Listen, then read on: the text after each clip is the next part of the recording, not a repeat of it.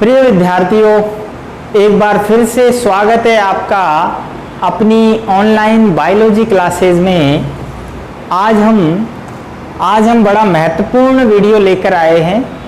जैसा कि आपको पता है, हमने कोशिका जीवन की इकाई ये वाला चैप्टर शुरू किया हुआ है, जो कि आप पहले से पढ़ के आए हैं। और क्यों हम कोशिका को पढ़ते हैं, आखिर ये माइंड में क्वेश्चन आता है, क्यों पढ़ते हैं कोशिका को? भाई, हमारे शरीर कोशिकाओं से मिलकर बना है, सभी जीवों का शरीर कोशिकाओं से मिलकर बना है। Everything is living being made of cells. प्रत्येक जीवित जीव का शरीर कोशिकाओं से बना है, जो कि उसकी इकाई होती है। इसीलिए ये चैप्टर का नाम है cell the unit of life, यानी जीवन की इकाई भी कोशिका ही है। तो कोशिका में क्या होता है, कोशिका कैसे क्रिया करती है, ये तो हम बाद में पढ़ेंगे, लेकिन पहले ये पढ़ लें कि कोशिका क्या है, कोशिका के अंदर कौन कौन से ऑर्गन हैं। जैसा प्रीवियस वीडियो में हमने आपको बताया था, आज हम कोशिका के प्रकार जो पहले पढ़ चुके हैं कि प्रोकैरियोटिक सेल की संरचना क्या थी और यूकैरियोटिक सेल की संरचना भी हमने देखी।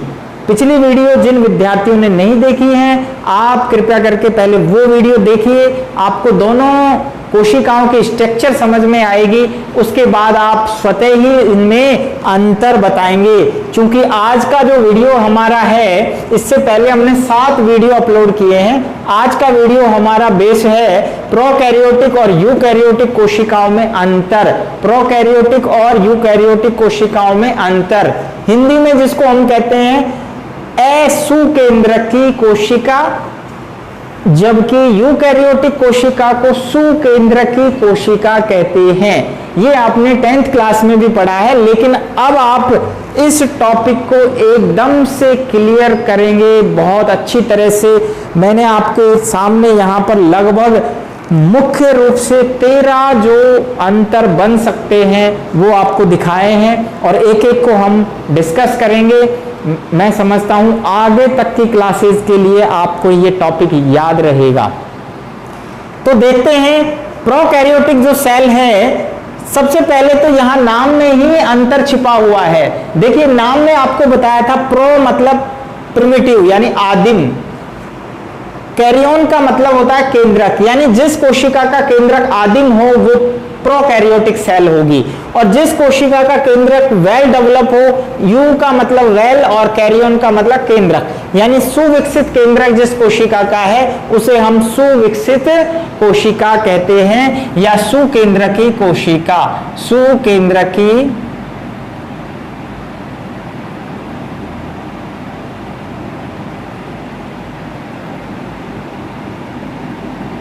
सुकेंद्रकी कोशिका।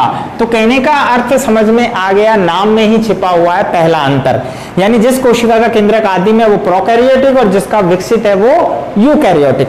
नेक्स्ट हम देखते हैं, यहां से शुरू करते हैं। प्रोकैरियोटिक सेल छोटी होती है, निश्चित रूप से आकार में बहुत छोटी होंगी। जैसा हमने एग्जाम्पल यहां लिखा है, नीचे जगह नहीं, हमने ऊपर एग्जाम्पल लिखा है। प्रोकैरियोटिक सेल में जीवाणु कोशिका आती है, जीवाणु बहुत छोटे होते हैं, बैक्टीरिया बहुत छोटे हैं। माइकोप्लाज्मा आपको बताया था कि ये पूरी कोशिकाओं में सबसे सूक्ष्म जीव होता है, जिसको हम सबसे छोटी कोशिका कहते हैं। तो निश्चित रूप से ये भी प्रोकैरियोटिक है, तो छोटी होगी। और ब्लू ग्रीन एल्गी यानी नील हरित शैवाल जो होते हैं, वो भी एक प्रकार के जो है आदिम प्रकार के जीवाणु ही होते हैं, जिनको भी हम प्रोकैरियोटिक सेल में इंक्लूड करते हैं। तो ये छोटी हैं और आदिम हैं।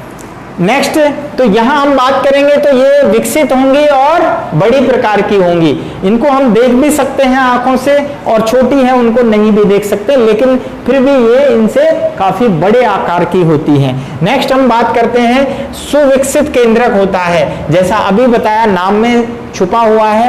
यहां सुविकसित केंद्रक नहीं होता है, ध्यान रखना, नहीं होता है, जबकि यहां सुविकसित केंद्रक उपस्थित है, प्रेजेंट है। आखिर क्या होता है सुविकसित केंद्रक में? केंद्रक के चारों ओर आवरण होता है। मेन बड़ा अंतर ये होता है, राइट। इसके केंद्रक को हम केंद्रक कहते हैं, जबकि इसके केंद्रक को क्या कहते हैं? केंद्रकाभ। केंद्रकाभ कहते हैं, न्यूक्लियोइड कहते हैं। क्लियर?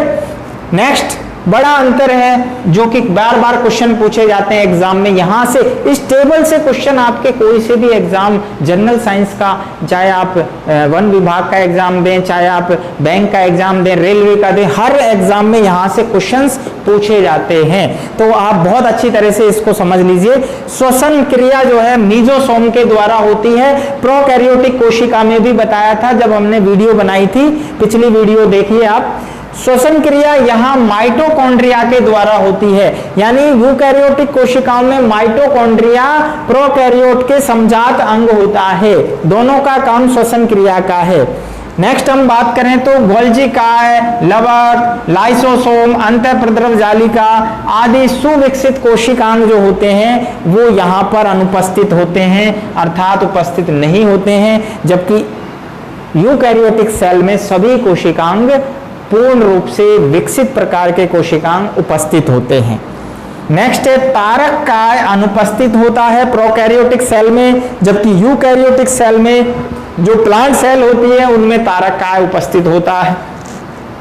ठीक है, यानी जो तारक काय है वो उपस्थित होता है, ठीक है, यूकैरियोटिक सेल में। नेक्स्ट हम बात करते हैं राइबोसोम कण। राइबोसोम कण जो होते हैं वो दो प्रकार के होते हैं, हम पढ़ेंगे आगे, 70S और 80S। लेकिन ध्यान रखना प्रोकैरियोट में केवल 70S प्रकार के ही राइबोसोम उपस्थित हैं, जबकि यूकैरियोटिक सेल जो होती है उसमें 70 और 80 दोनों प्रकार के राइबोसोम उपस्थित होते हैं। नेक्स्ट बात करते हैं कशाभिकाओं में 9+2 संरचना नहीं होती। अब ये 9+2 स्ट्रक्चर क्या है? जब हम कशाभिका पढ़ते हैं, जैसे जीवाणु कोशिका में कशाभिका बताई, तो इसका जब हम सेक्शन बनाते हैं तो इसमें 9 तंतु जो है बाहर होते हैं परिधि पर और 2 तंतु अंदर होते हैं, तो इसी को कहते हैं 9+2। लेकिन ध्यान रखना ये अरेंजमेंट केवल जो है यूकैरियोटिक सेल में होता है, यूकैरियोटिक सेल में होता है।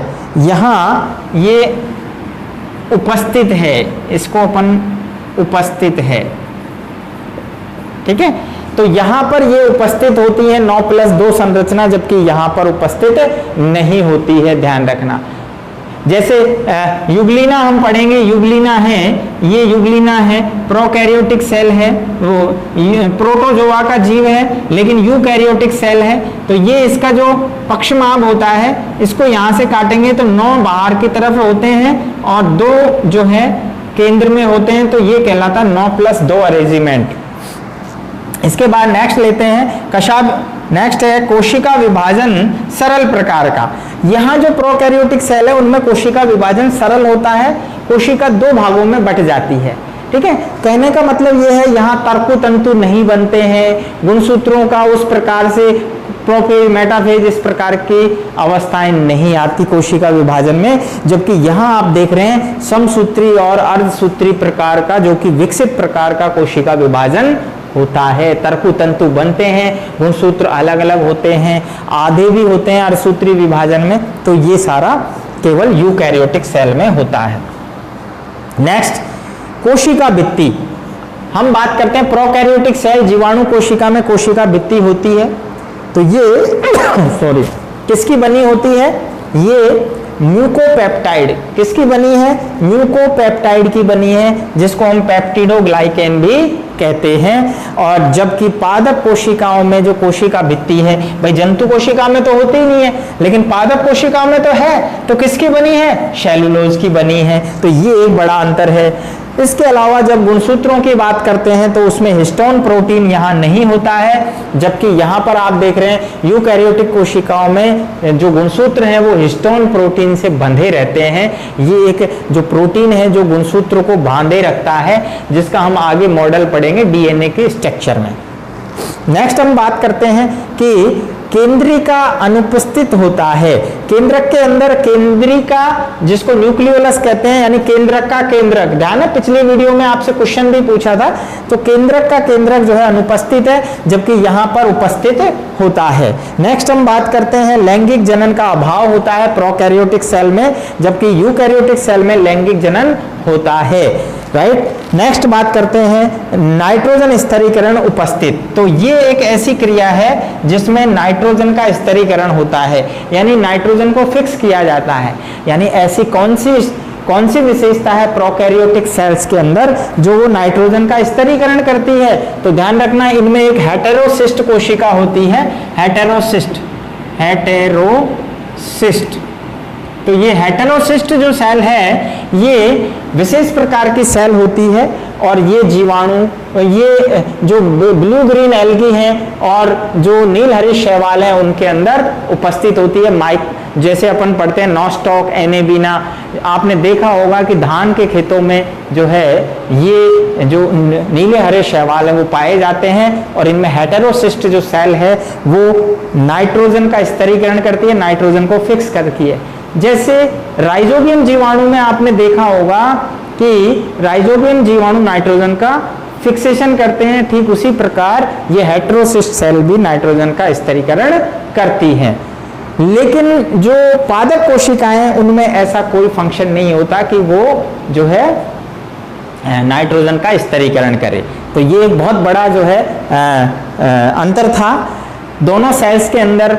आई थिंक आपको समझ में आ गया होगा पूरा वीडियो, और ये जो टेबल है इसको आप बहुत अच्छी तरह से समझ लीजिए एक एक अंतर को, ताकि आगे आपको कोई प्रॉब्लम नहीं हो।